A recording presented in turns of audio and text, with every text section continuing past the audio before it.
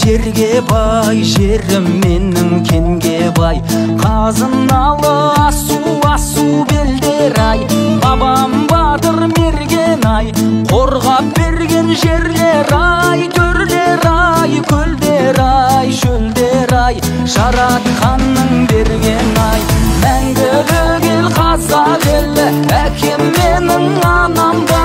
Мәңгілік ел қазақ елі, өсіп келем банаңда, қалаңда, далаңда.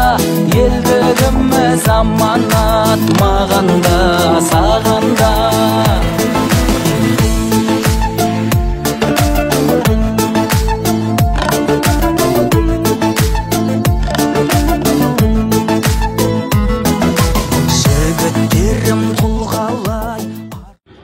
Сәлеметсіздер ме, құрметті тыңдаушылар?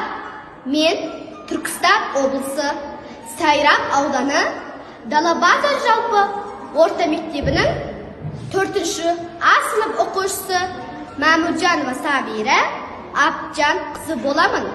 Менің сынып жетекшім Абдуллаева Зейба Неставина.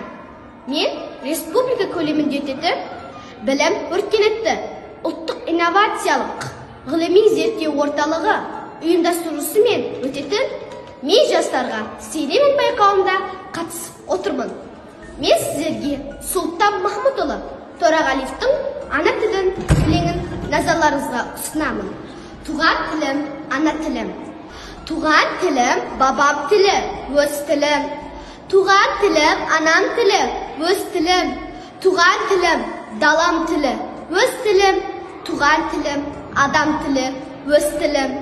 Туған тілде сыры терең жаным бар. Туған тілде әні менен сәнім бар.